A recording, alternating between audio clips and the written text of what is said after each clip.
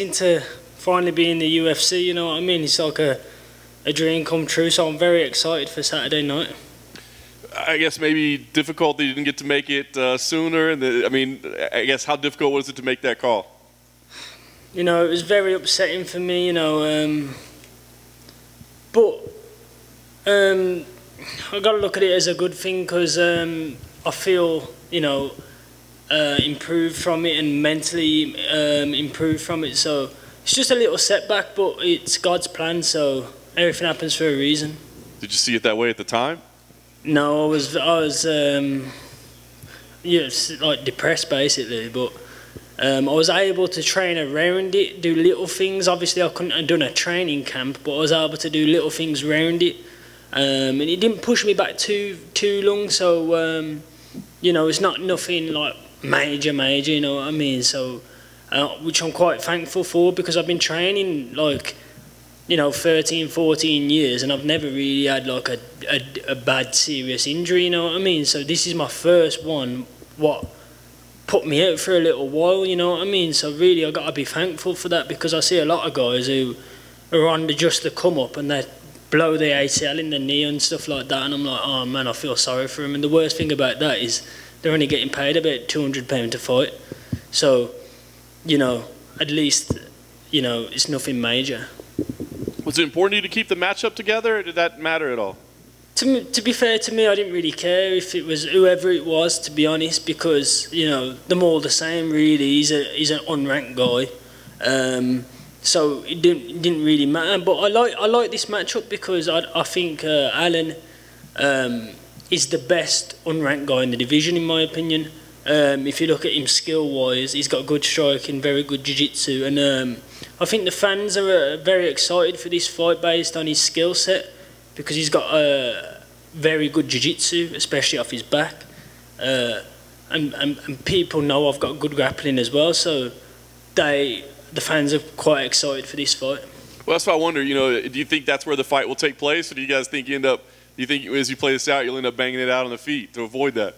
Well, I'm a true mixed martial artist. I can fight wherever the fight goes, as I've showed in previous fights before, whether it's striking, wrestling, jiu-jitsu on top, jiu-jitsu on my back. I can get back up, I can sweep, I can submit, I can do everything basically. So, you know, I'll fight according to how the fight goes, you know what I mean? So, yeah, I can mix it up. What do you think about the experience gap between the two? I mean, does that make any difference? He doesn't have a ton more experience in the UFC, but he does have a lot more fights. So do you think that plays a factor at all?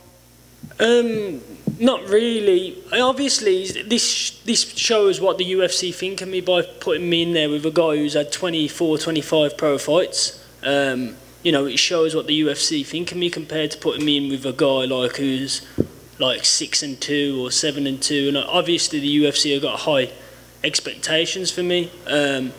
Saying that, I've got a lot of experience for a guy who's 8-0, as in, you know, I fought for my first world title in my 4th pro fight versus a former Ultimate Fighter competitor, and, you know, I fought on Bellator, you know, won a Cage Warriors world title and had to go through Contender Series to get in the UFC, so I feel like I'm very experienced. He's also very experienced, and he's very tough as well, so I think this makes for a good fight, because we're both two tough, durable guys who's fought top opponents with a lot of experience, so I think it's a good fight. You talked about all the accolades and the things that you've done to get here, so I wonder, I mean, is there pressure on you to do something? I mean, you're a guy making his debut, that, you know, but it seems like there's expectations on you that you got to go in there and do something incredible and amazing. I mean, do you put those expectations on yourself, or is this just about like, let me go get my feet wet and get a win? Well, I expect to go in there and finish him, but with that being said, I will win at any means necessary. So I will win at any means necessary, but I'm a very exciting fighter, you know, I come forward, I'm aggressive on the ground, I'm aggressive everywhere, so I expect it to be an entertaining fight, but with that being said, I will win at any means necessary. Yes. When you win by any means necessary, is the plan to call out for a shot on the London card, or what's the move moving forward? Yeah, well, obviously I'm planning on coming out of here fresh as a daisy and fighting in July, but I'm prepared for war, and I'm bloodthirsty and I'm prepared for war, so if it's got to be rough and tough, you know what I mean, then that's how it's got to be. You get me, and then obviously if I come out and you know, we cause damage to each other, then I probably won't be able to fight in July. But I'm hoping to go out there and finish him in the first. I believe I can, but I'm prepared for a war. Love it.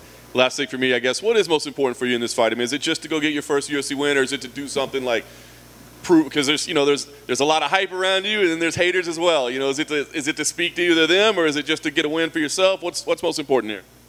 Most important is to win.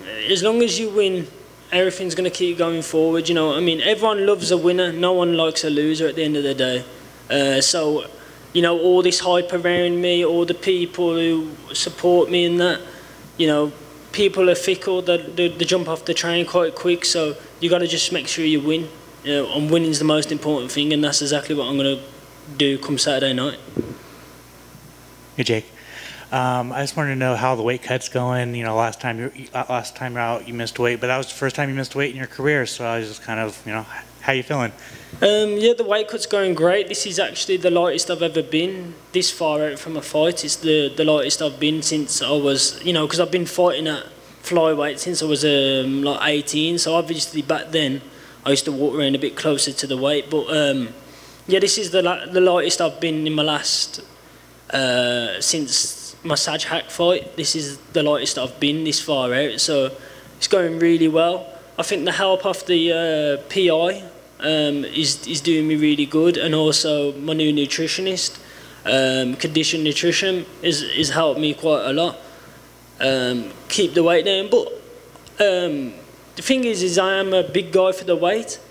I walk around quite heavy for the weight, and you know, but with me it's not, you know, I'm not like Paddy Piglet. I don't like eat like cakes and that and get heavy. I'm more like muscle mass. I walk, you know, when I'm out of shape, I'm big, muscular. So yeah, but I forgot what you said. Well, now that it's been some time since your Contender Series fight and that weight miss, was there anything going on around that time to make you miss weight? Like, was there, you know, just... Well, like, you know, it's not really no excuse, but obviously the fight was on like 2 weeks' notice based on the fact that I was supposed to fight on Contenders against Clayton Rodriguez.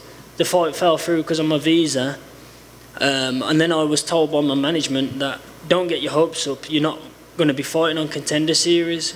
You know, I'm not a guy who gets fat, like I said, but, you know, I come out, you can't redline for so long, you know what I mean? I stopped redlining a little bit, my weight went back up quite a bit, and it was, you know, I had to drop quite a lot of weight fast.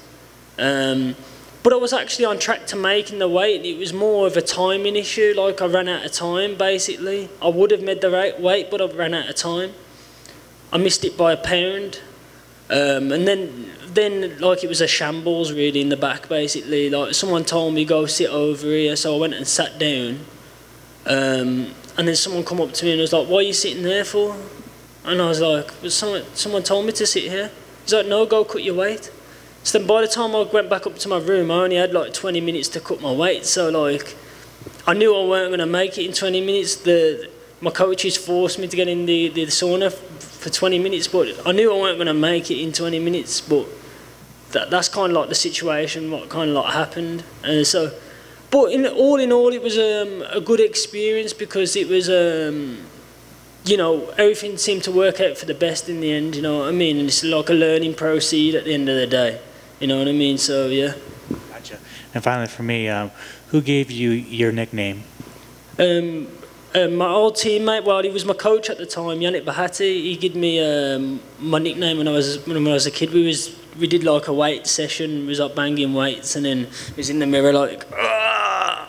And he's like, "White Kong," you know what I mean? And I was like, "Yeah," and then it kind of like stuck, you know what I mean? So yeah. Awesome, cool, thank you.